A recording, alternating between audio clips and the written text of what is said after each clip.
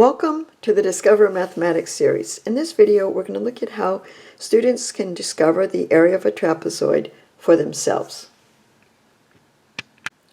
If you provide students with a non-isosceles trapezoid drawn on graph paper, they can use some scissors to cut out the trapezoid, and they'll also need a ruler so they can decompose it into other shapes and rearrange it to see if they can come up with some shapes that they know the formulas for.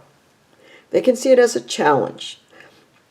At this point, I'd encourage you to stop the video and make a trapezoid and see how many different ways you can arrive at the formula for the area of a trapezoid. One way that the student may see to decompose the trapezoid is by drawing a diagonal line from one vertex to the other. And then when they cut along that diagonal line, they'll notice that they get two triangles.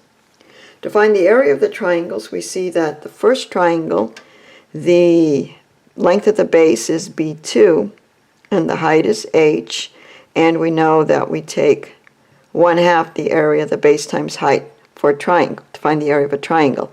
The second triangle, we would need to extend the base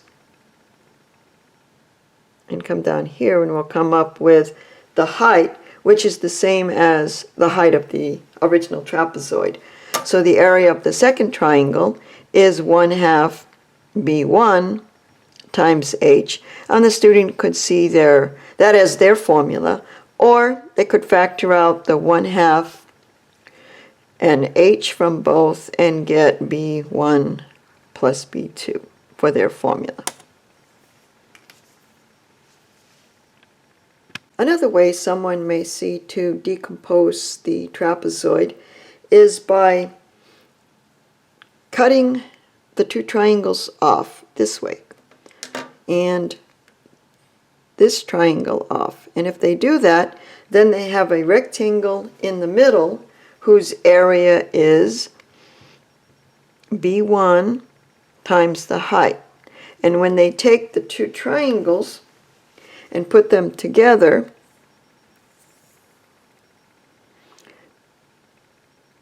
then they will see that the height is still the height, but the length is actually going to be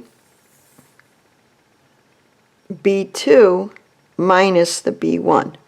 The whole length is B2, then we take away the B1. So our length here is B2 minus B1 times the height, and we take 1/2. And then when we add these two together. So we can get, this is our formula, or we can do a little bit of algebra, and we'll get that the area is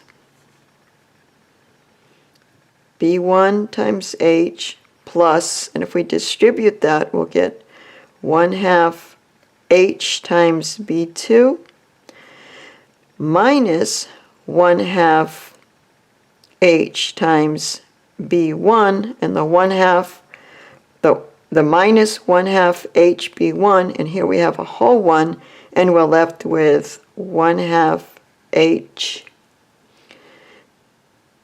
B1 plus 1/2 H B2, and we can factor that to give us, factor out the 1/2 H, and it gives us B1 plus B2. Or we can leave the formula the way we had it as a rectangle plus a triangle. Another way that a person might see the trapezoid, they could decompose it into, cut a horizontal line right through the middle, and then these two segments are congruent and these two segments are congruent, and if we take this piece and we place it right there, then it fits perfectly. And so then we'll have a parallelogram, and the length of the parallelogram is B1 plus B2, and the height is 1/2 h, and that'll be our area. Another way that a person could see the trapezoid is that they know that the line in the middle, right across the middle, divides this into two congruent, the segments are going to be congruent. So if they were to take the average of the length of B1 plus B2, they're going to get the average, and if they drop the perpendicular here, then this piece is going to exactly fill in that piece. And this tiny little piece on this side exactly fits that piece.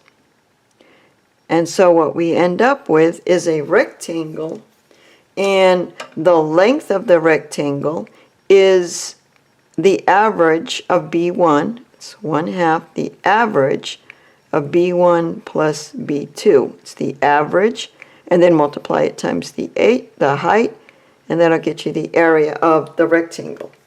So what we did is this is the average right in the middle between B1 and B2. That's what we have, and multiply it times the h. Another way the trapezoid can be decomposed is by seeing that since there's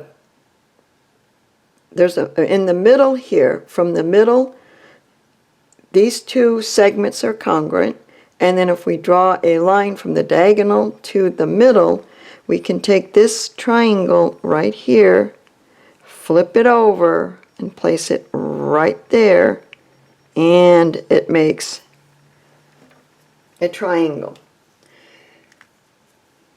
And we know that the formula for the area of a triangle is 1/2 the base, which is B1 plus B2, times the height. And there's our formula. So we came up with several different ways of arriving at the formula for the area of a trapezoid by decomposing it into different shapes. And because there are so many ways, if a student figures out a way, it gives them a sense of accomplishment. It boosts their esteem, and it can even challenge them to find other ways. But if we just tell them the formula, then there's no interest. But by challenging them to come up with different ways, it promotes an enthusiasm in your class. So I'd encourage you to allow them to discover the formula for themselves. And I hope this challenges you. Thank you.